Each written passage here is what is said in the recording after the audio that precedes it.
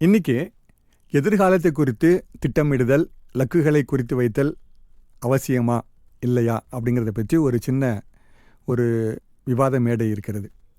நிறைய சின்ன பசங்கிட்ட போய் கேட்கும்போது, நீ பெரிய ஆளான பிறகு என்ன ஆக போகிறேன்னு கேட்டால் எல்லாரும் சொல்லி வச்ச மாதிரி டாக்டர், என்ஜினியர் அப்படின்னு சொல்லுவாங்க. சில பேர் அமெரிக்காவுக்கு போகணும்னு சொல்லுவாங்க. பெரும்பாலான மக்கள் என்ன சொல்லுவாங்க அப்படின்னா, எங்கள் அப்பா என்ன சொல்லாருன்னு தெரியல, இன்னும் அடுத்த நிலைமையில் போய் நான் 10ஆம் கிளாஸில் என்ன மார்க் வாங்குறேன்னு பார்த்துக்குவோம், +2ல் என்ன மார்க் வாங்குறேன்னு பார்த்துக்குறோம், அப்புறம் திட்டமிடலாம் அப்படின்னு சொல்லுவாங்க. ஆனால் நிறைய பேரை நான் பார்த்துருக்குறேன், பெரிய பெரிய சாதனைகள் பண்ணவங்க சின்ன வயசுலேயே நான் இந்த மாதிரி ஆவேன் அப்படின்னு சொல்லி மனசில் தீர்மானம் பண்ணி அந்த இலக்கை எட்டுவதற்கு என்ன பண்ணணும் அப்படிங்கிறத வாழ்க்கையில் மிக நுட்பமாக திட்டமிட்டு செஞ்சுருக்கிறாங்க. சில பேர் சொல்லுவாங்க, என்னத்தை திட்டமிட்டாலும் என்ன நடக்க போகுது, வர்ற மாதிரி செஞ்சுக்குவோம் அப்படின்னு சொல்லி போகிறவங்க இருக்கிறாங்க.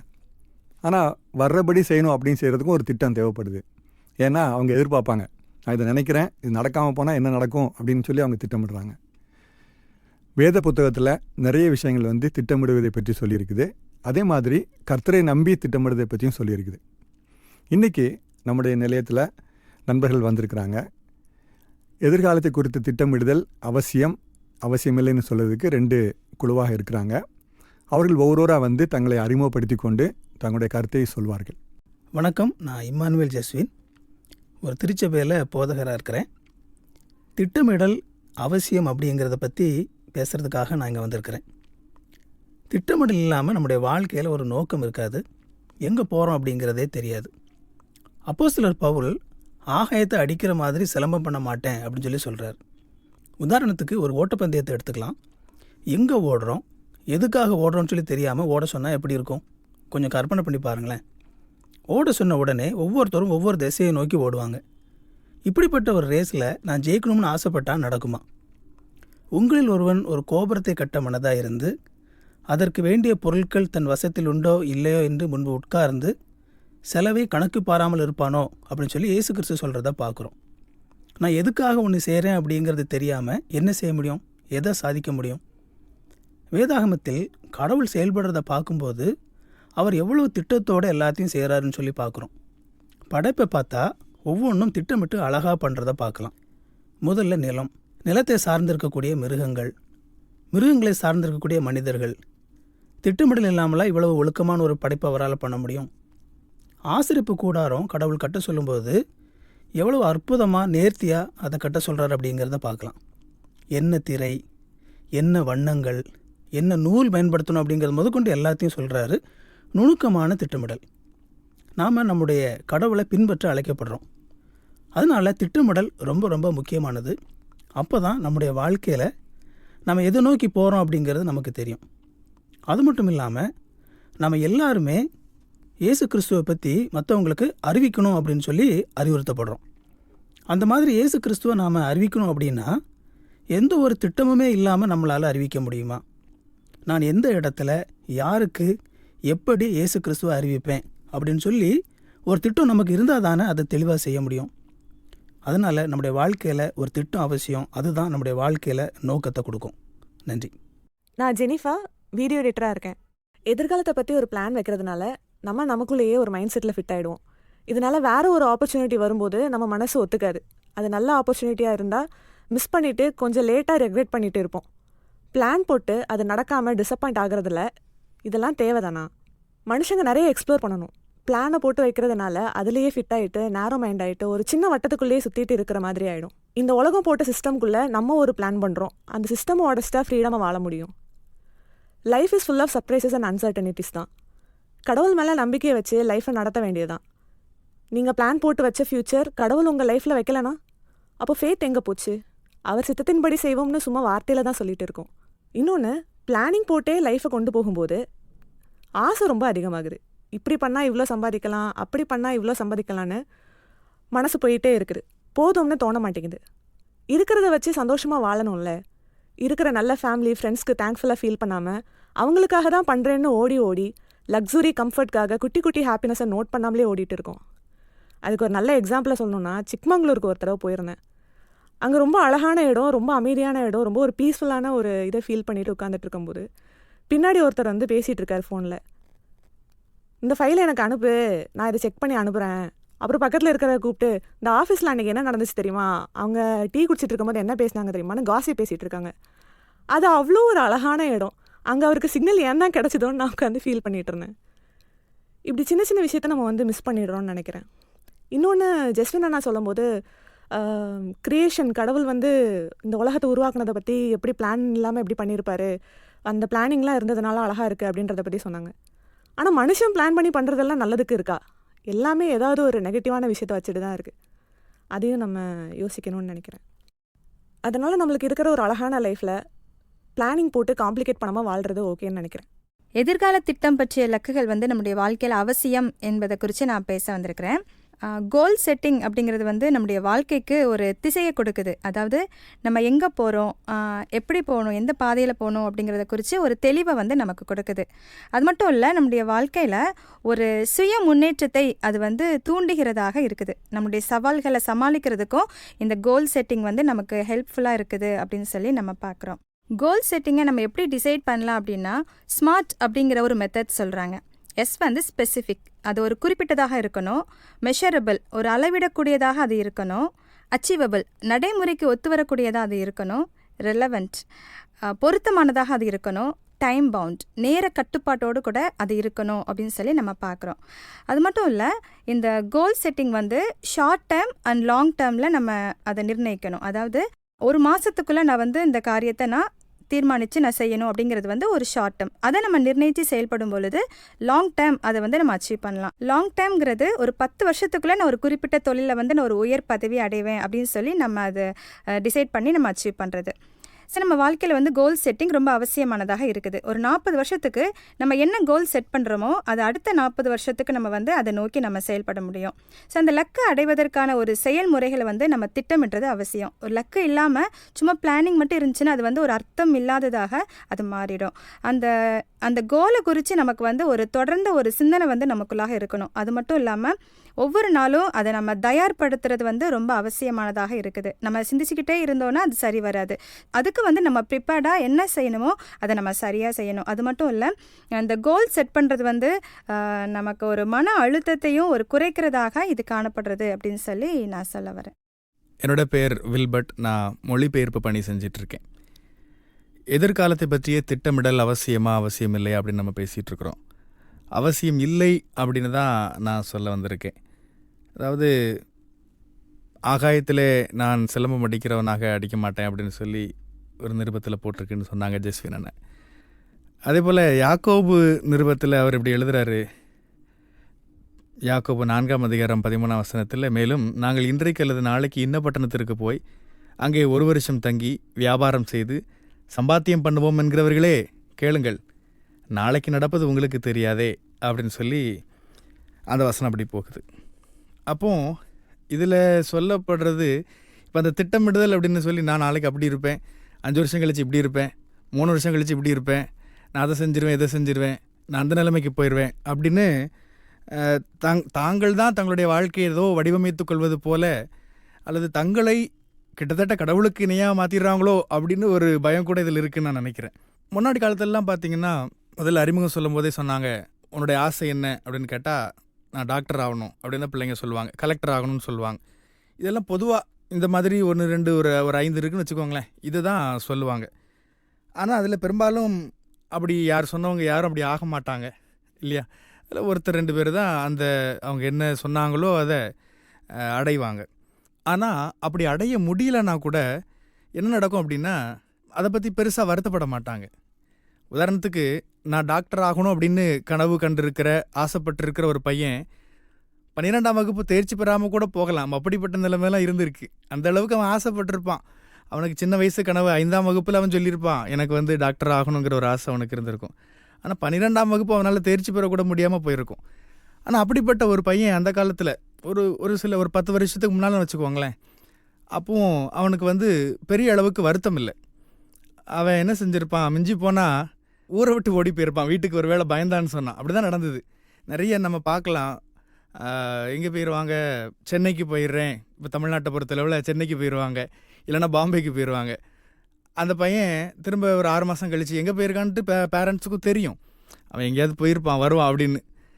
6 மாதம் கழித்து அவன் எங்கேயாவது ஒரு இடத்துல வேலை செஞ்சுட்டு ஒரு அமௌண்ட்டை சேவ் பண்ணிவிட்டு திரும்ப வருவான் ஊருக்கு. ஊரில் இந்த பண்டிகை நடக்கும், ஊரில் திருவிழாக்கள் நடக்கும். அப்போ அவன் பணத்தை எல்லாம் சேமித்து வச்சு வீட்டில் இருக்கிறவங்களுக்கு ஏதாவது வாங்கிட்டு வருவான். ஸோ எதுக்கு இதை சொல்கிறேன் அப்படின்னா, அவனுக்கு தன்னுடைய அந்த இலக்கில் தோற்றுவிட்டோம் அப்படிங்கிற ஒரு பெரிய ஏமாற்றம் இல்லை. ஆனால் இன்றைக்கி இருக்கிற இளைஞர்களும் சரி, சிறுவர்களும் சரி, தங்களுடைய இலக்கில் தோற்று போயிட்டோம் அப்படின்னு சொன்னால் அந்த தோல்வியை ஏற்றுக்கொள்வதற்கான மனப்பக்குவம் அவங்களுக்கு இல்லை. அதனால் நான் தலைப்பை கொஞ்சம் கூட மாற்றி நான் என்ன சொல்லுவேன் அப்படின்னா, இன்னை காலகட்டத்தில் எதிர்கால திட்டம் வைக்கிறது அவசியமே இல்லை அப்படிங்கிறத ஒரு பாயிண்ட்டை நான் இங்கே சொல்கிறேன். வேதாகமத்தின் அடிப்படையில் பார்த்தாலும் எதிர்கால திட்டங்கள் கடவுள் நமக்கு வச்சிருக்கிறார் அப்படிங்கிறத நான் முற்றிலும் நம்ம நம்புகிறோம். சொன்னார் கடவுள் தான், ஜெஸ்வின் அண்ணே சொன்னாங்க, கடவுள் நம்ம இவ்வளவு திட்டம் நம்மை பற்றி வைத்திருக்கிறார், அல்லது இந்த உலகத்தை படைக்கும்போது இப்படி திட்டமிட்டு படைத்தார், ஆசரிப்பு கூடாரத்தை உருவாக்கும் போது இப்படி எல்லாம் இருக்க வேண்டும் என்று ஆண்டவர் திட்டம் கொடுத்தார் என்று சொன்னாங்க. இப்போ நான் என்ன சொல்கிறேன் அப்படின்னா, கடவுள் தான் திட்டம் வச்சிருக்கிறார்ல, நாம் அதை செயல்படுத்தணும் அவ்வளோதான். அல்லது கடவுளுடைய திட்டம் தான் நடக்கும், நாம் அதை எப்படி நம்ம செயல்படுத்த முடியும், கடவுள் வைத்திருக்கிற திட்டத்தின்படி நம்ம ஓடுவோம் அப்படிங்கிறது தான் நாம் புரிந்து கொள்ள வேண்டியது நான் நினைக்கிறேன். அந்த முதல்ல நான் சொன்ன உதாரணத்தில் பார்த்தீங்கன்னா, இன்றைக்கி எப்படி இளைஞர்களுக்கு நம்ம பாடம் எடுக்க வேண்டியிருக்குன்னா,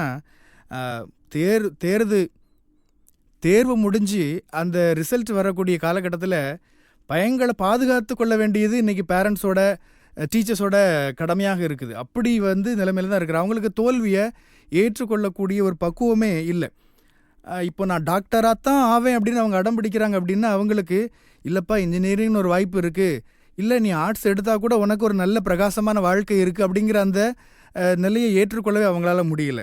அப்படி தான் நம்ம ஒரு இலக்கு வச்சுருக்கணும் அப்படின்னு பயங்கரமாக ப்ரெஷர் போட்டு இன்றைக்கி நாம் பிள்ளைங்களை கஷ்டப்படுத்துகிறோமோ அப்படின்னு யோசிக்க வேண்டியது இருக்குது. இப்போது நிறைய பேர் இன்சூரன்ஸ் எல்லாம் போடுறோம். எதுக்கு போடுறோம் இன்சூரன்ஸ்? எதுக்கு போடுறோம்? எனக்கு ஒன்று ஆச்சுன்னா என் குடும்பத்தை யார் பார்த்துக்குவா அப்படிங்கிற ஒரு விஷயத்துக்கு போடுறோம். டேர்ம் பிளான் போடுறோம், லைஃப் இன்சூரன்ஸ் போடுறோம்.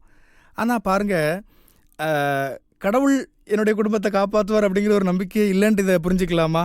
இந்த கேள்வியை நான் பொது சமுதாயத்தில் கொடுக்குறேன், நீங்கள் யோசிச்சுக்கோங்க. ஸோ இன்றைக்கி எல்லாரும் என்ன சொல்கிறது அப்படின்னா, சொல்கிறது என்னென்னா, உன்னை நம்பு, நீ தான் உன்னோட வாழ்க்கையை வடிவமைக்கணும், உன்னுடைய வாழ்க்கைக்கான கடவுள் நீ தான் அப்படிங்கிற மாதிரியான ஒரு பெரிய ஒரு பிரச்சாரத்தை நம்ம செஞ்சிட்ருக்கோமோ அப்படிங்கிற ஒரு அச்சம் எனக்கு இருக்குது. ஆனால் ஆண்டவர் நாளை தினத்துக்காக கவலைப்படாதீர்கள் அப்படின்னு சொல்கிறாரு. எல்லாவற்றையும் குறித்து ஸ்தோத்திரத்தோடு உங்களுடைய வேண்டுதலை தெரியப்படுத்துங்கள் அப்படின்னு தான் நம்ம பார்க்குறோம்.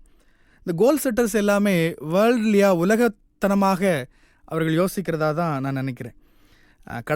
கடமையை செய் பலனை எதிர்பாராதே அப்படின்னு ஒரு உலகத்தில் கூட ஒரு கோட்டு, பொதுவான ஒரு கோட்டு செய்யும். உன்னுடைய கடமை செய், கடவுள் உனக்கு என்னென்ன வச்சுருக்கிறாரோ அதை நீ செஞ்சுட்டு போ, வர்றதை ஏற்றுக்கிட்டு நான் போகிறேன் இல்லையா?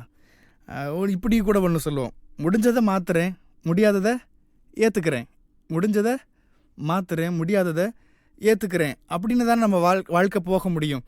இல்லை நான் இந்த திட்டம் வச்சுருக்கேன், நான் அதுக்கு தான் அடையலைன்னா என்ன செய்வ அப்படிங்கிற ஒரு கேள்வி நமக்கு முன்னால் இருக்குது. இன்னும் கூட பாருங்கள், பழைய ஏற்பாட்டில் ஆபிரகாம் ஆண்டவர் அழைக்கிறாரு, அழைச்சிட்டு நான் காண்பிக்கும் தேசத்துக்கு நீ போ அப்படின்னு தான் சொன்னார். ஆனால் அது எந்த தேசம் தெரியாது, எப்போ போவ தெரியாது, ஒன்றும் தெரியாது. திடீர்னு எல்லாரும் இனத்தை விட்டுட்டு உன் ஊரை விட்டுட்டு நீ வந்துரு அப்படின்னு சொல்லி ஆண்டவர் சொன்னார். அவர் போனார், ஆண்டவர் காட்டுற இடத்த நோக்கி போனார், அவ்வளவுதான். மற்றபடி பெரிய திட்டமிடல் இல்லை, நான் இத்தனை நாளில் போவேன், எனக்கு இவ்வளோ வேணும், இந்த பொருளெல்லாம் நான் சவதரித்துட்டு சேர்த்து தான் நான் போவேன் அப்படின்னு சொல்லி அவர் யோசிக்கல. அதனால் நான் என்ன சொல்கிறேன், கடவுள் நம்முடைய வாழ்க்கைக்காக திட்டம் வைத்திருக்கிறார், எல்லாம் ஒத்துக்கிறோம். ஆனால் நம்மளுடைய திட்டம் கர்த்தருக்கு சித்தமானால் இது நடக்கும் அப்படிங்கிறத நாம் அந்த புரிதலோடு தான் நம்முடைய வாழ்க்கையை நம்ம வடிவமைத்து கொள்ள வேண்டும். என்னுடைய வாழ்க்கையில் நடப்பதை நான் ஏற்றுக்கொள்கிற ஒரு மனப்பக்குவத்தை நாம் அடையணும். அதனால் எதிர்காலங்களை பற்றிய திட்டம் இடுதல் நமக்கு அவசியமா அப்படின்னா அவசியம் இல்லை, கடவுளை நாம் சார்ந்திருப்போம் அப்படின்னு நான் சொல்கிறேன். நான் மெர்லின், ஒரு கல்லூரியில் பேராசிரியராக இருக்கேன்.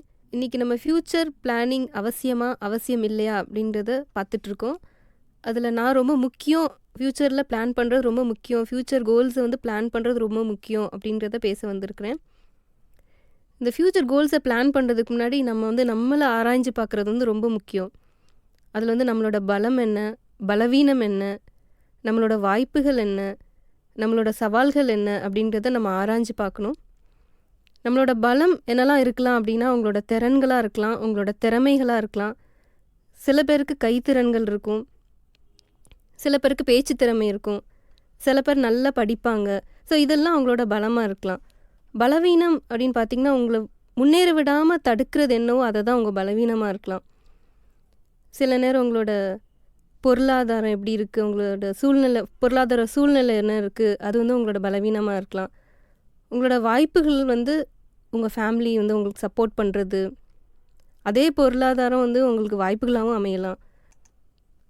உங்களோட சவால்கள் என்னங்கிறதையும் நீங்கள் ஆராய்ஞ்சு பார்க்கலாம். சவால்கள் வந்து நீங்கள் ஒரு பெண்ணாக இருக்கிறது கூட உங்களுக்கு சவாலாக இருக்கும். ஸோ இதெல்லாம் தெரிஞ்ச பிறகு தான் நீங்கள் வந்து உங்களோட கோல்ஸை வந்து ஃபிக்ஸ் பண்ணணும். எப்போவுமே உங்கள் கோல்ஸில் ஸ்டிக் ஆகி இருக்கிறது வந்து ரொம்ப முக்கியம். இப்போ நான் ஒரு கல்லூரியில் வேலை பார்த்துட்ருக்கிறேன்னு சொன்னேன்ல, ஒரு பொண்ணு வந்து எங்கள் கிளாஸில் இருக்கிற ஒரு பொண்ணுகிட்ட போய் நான் கேட்பேன், எப்போவுமே நீ என்னது ஆகணும்னு நினைக்கிற அப்படின்னு கேட்பேன். அப்போ அவள் என்கிட்ட சொல்வா, மேம் நான் டயட்டீஷியன் ஆகணும்னு நினைக்கிறேன் மேம் அப்படின்னு சொல்வாள். ஆனால் அவளோட படிப்பு வந்து ரொம்ப கம்மி. அப்போ நான் மனசில் நினைக்கிறது என்னென்னா, எப்படி இவள் வந்து ஒரு பெரிய டயட்டீஷியனாக பெரிய ஹாஸ்பிட்டலில் இருக்க முடியும் அப்படின்றது நினைப்பேன். ஆனால் வந்து அவளோட கோலில் வந்து ரொம்ப ஸ்டிக் ஆன் பண்ணி இருந்தா, எனக்கு நான் கண்டிப்பாக டயட்டீஷியனாக தான் மேம் ஆவேன் அப்படின்னு சொல்லிட்டு. அவளோட திறமையை பார்த்திங்கன்னா அவளோட பேச்சு திறமை, யாரும் ஈஸியாக கவர்ற மாதிரி உள்ள ஒரு திறமை. நான் அப்போ அந்த பொண்ணை வந்து ஒரு வருஷத்துக்கு அப்புறம் திருப்பி பார்க்குறேன். அப்போ அவட்ட கேட்குறேன், என்னம்மா இப்போ பண்ணிகிட்ருக்குற அப்படின்னு கேட்குறப்போ, எங்கள் ஊரில் இருக்கிற ஒரு பெரிய ஹாஸ்பிட்டலில் வேலை பார்த்துட்ருக்குறேன் அப்படின்னு சொல்கிறா. நாங்கள் டீச்சர்ஸ் வந்து அதை எதிர்பார்க்கவே இல்லை, அவள் இவ்வளோ பெரிய ஹாஸ்பிட்டலில் வேலை பார்ப்பா அப்படின்னு. அப்போ நான் கேட்டப்போ அவள் என்ன சொன்னான்னா, அவளுடைய அந்த பேச்சு திறமைக்காக அவளை அங்கே உள்ள வேலைக்கு எடுத்தாங்க அப்படின்றத அவள் சொன்னான். ஸோ அந்த திறமையை யூஸ் பண்ணி அவள் வந்து மேலே இடத்துக்கு போக முடிஞ்சுது. ஸோ முக்கியமானது என்ன அப்படின்னா, அவள் வந்து அவளோட கோல்ஸை வந்து ஃபஸ்ட்டே அவளை அனலைஸ் பண்ணி செட் பண்ணி வச்சுருந்தா. அவள் அந்த இடத்துக்கு தான் போகணும் அப்படின்றதுக்கு. அதே மாதிரி நிறையா ஸ்டெப்ஸும் அதுக்கு எடுத்தா. அந்த கோலை நோக்கி நான் ஓடுறதுக்கு என்னென்ன செய்யணுமோ அதை நான் செய்யணும் மேம் அப்படின்னு சொல்லிட்டு அவள் செஞ்சா. அவளோட படிப்பு கம்மியாக இருக்கிற அதை வந்து அவளுடைய ஒரு தடங்களாக அவள் வந்து நினைக்கல. ஸோ ஒரு சமையல் பண்ணணுன்னா கூட நம்ம ஒரு பிளான் பண்ணுறதுக்கும் பிளான் பண்ணாமல் சமையல் பண்ணுறதுக்கும் ஒரு வித்தியாசம் இருக்குல்ல. ஸோ அதே மாதிரி நம்ம வாழ்க்கையிலையும் எப்போவுமே ஒரு பிளானோடு நம்ம செயல்பட்டோன்னா கண்டிப்பாக முன்னேறதுக்கு வாய்ப்பு ஜாஸ்தி. நம்ம கேஎஃப்சியை பற்றி கேள்விப்பட்டிருப்போம். அதோடைய ஃபவுண்டர் பார்த்திங்கன்னா கார்னல் சாண்டர்ஸ் அப்படின்னு ஒருத்தர் தான் அதை கண்டுபிடிச்சிருப்பார். அவர் வந்து சின்ன வயசுலேருந்தே நிறையா தோல்விகள் வந்து சந்திச்சுட்டே இருப்பார். நிறைய பிளான் பண்ணுவார், ஆனால் ஃபெயிலியர் ஆகிட்டே இருக்கும்.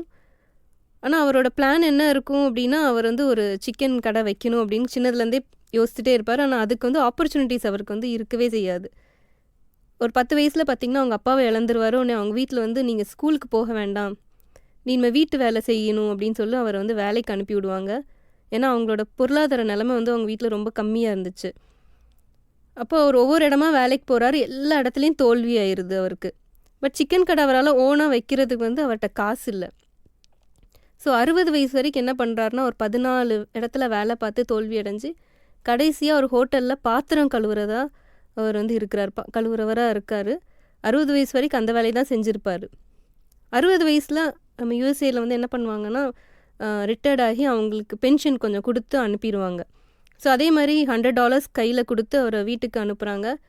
அப்போ அவர் வீட்டுக்கு போய் நினைக்கிறாரு, நம்மளோட லைஃப் வந்து இவ்வளோ தானா, ஒரு $100 தான் நம்ம வந்து ஒர்த்தாக இருக்கோமா அப்படின்னு சொல்லிட்டு அவருக்கு ரொம்ப கவலையாயிரும்.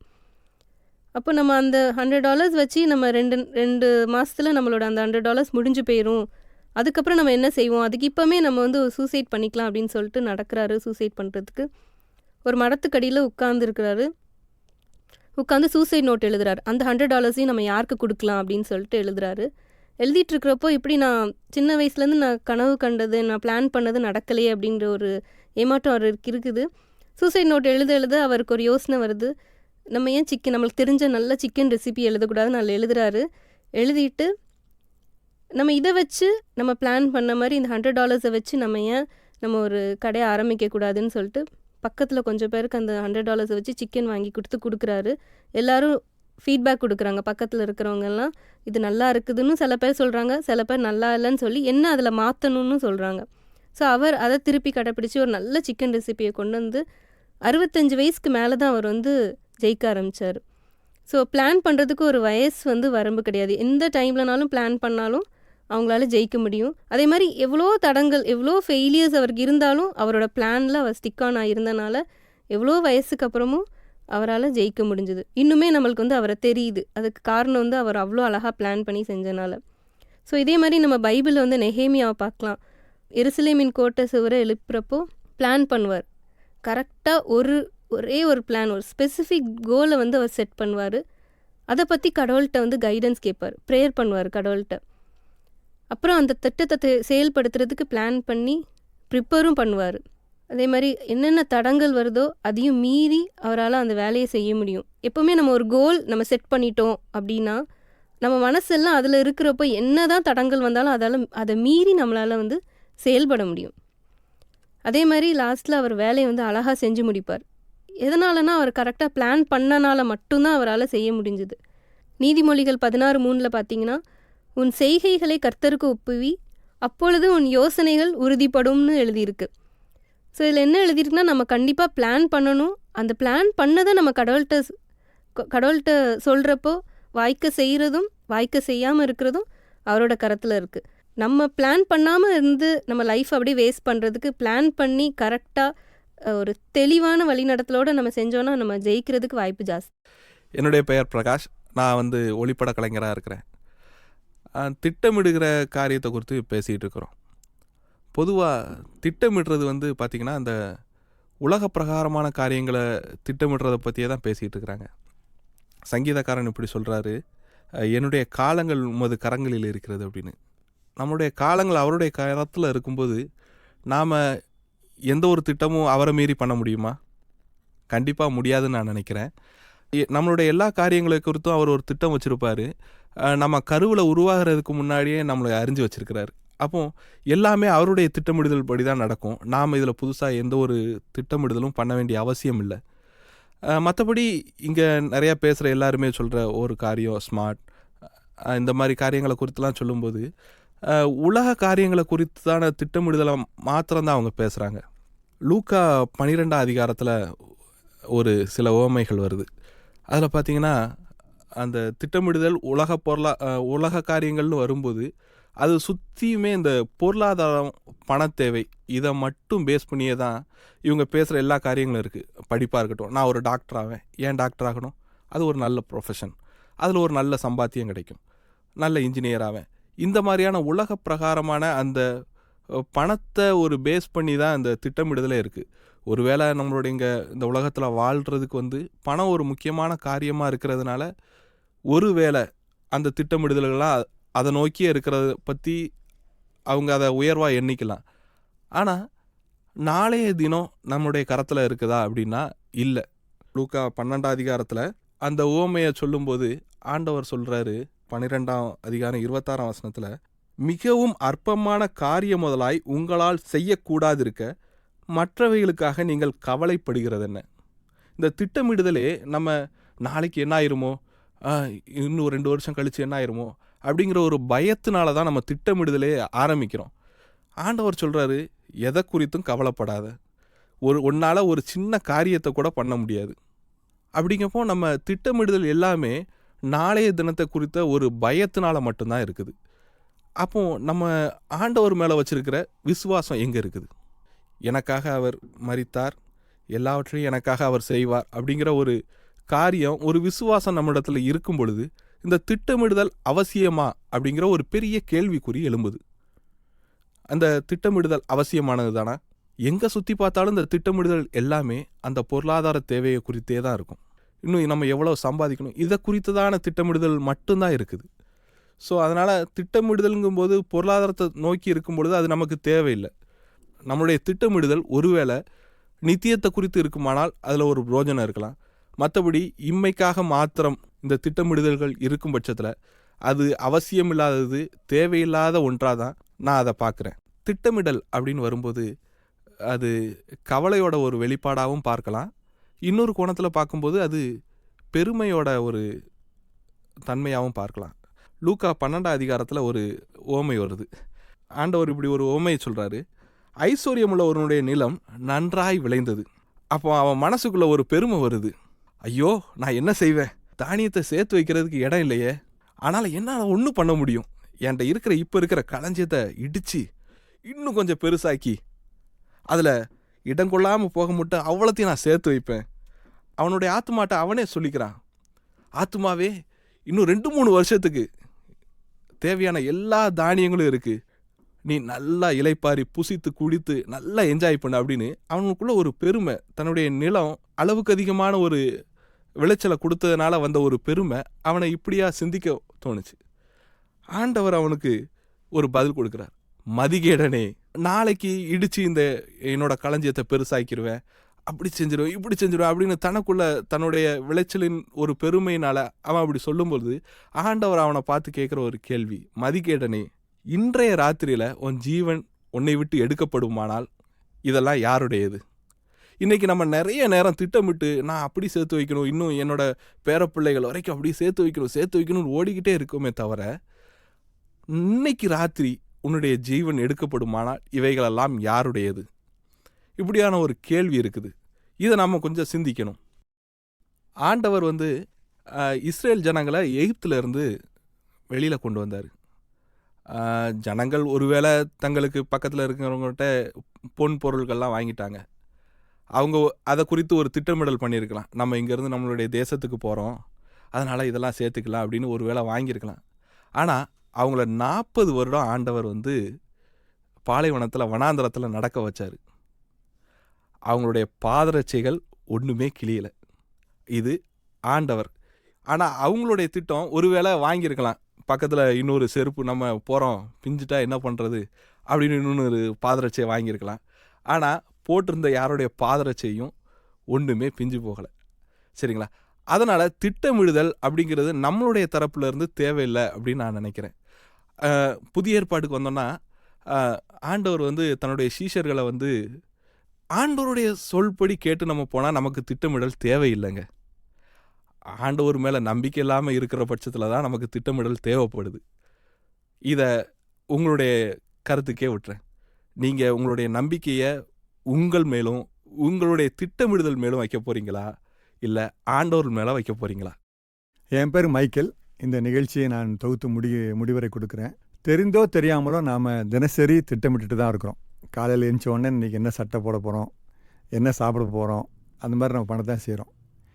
திட்டமிடுதல் தேவையில்லைன்னு சொன்ன அந்த கட்சியில் உள்ளவங்க கூட குறிப்பெடுத்து திட்டமிட்டு தான் பேசினாங்க. அதை நான் பக்கத்துலேருந்து பார்த்துட்டு தான் இருந்தேன். நமக்கு திட்டம் கண்டிப்பாக தேவை தான். அதே சமயத்தில் அந்த திட்டம் நமக்கு பிரகாஷ் சொன்ன மாதிரி பெருமையாகவோ நம்ம சோம்பேறியாகவும் ஆக்கக்கூடியதாக இல்லாதபடிக்கு அது கடவுள் கையில் ஒப்பு கொடுக்கும்போது அது நல்லபடியாக நடக்கும். நாளைய தினத்தை குறித்து கவலைப்படாதுன்னு ஆண்டவர் சொன்னார். நாளைய தினத்தை குறித்து திட்டமிடாதுன்னு சொல்லவே இல்லை.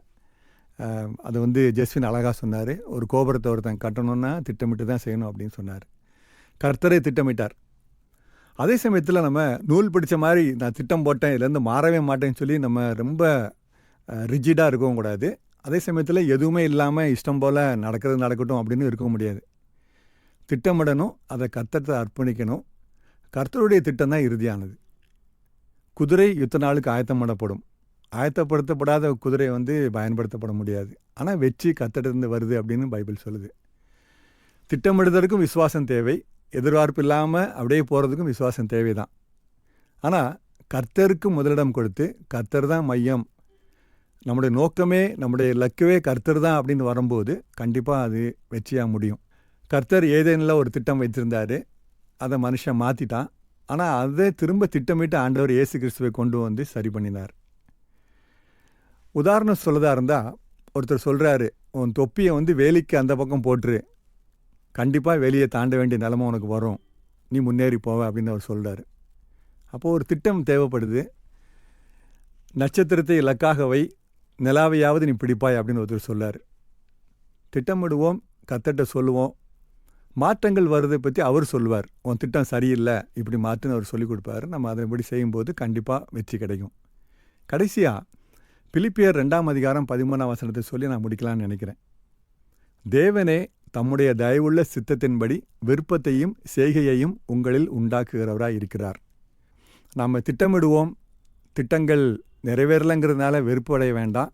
அதோட நல்ல திட்டத்தை ஆண்டவர் வச்சிருப்பாருன்னு நினச்சி நம்ம அந்த திட்டத்தை என்னென்னு தெரிஞ்சுக்கிட்டு நம்ம போகும்போது திட்டம் என்பது நம்மளோட வாழ்க்கையில் ஒரு மகிழ்ச்சியான அனுபவமாக இருக்கும். அதன் மூலமாக மற்றவங்களுக்கும் நன்மை கிடைக்கும். வாழ்த்துக்கள்.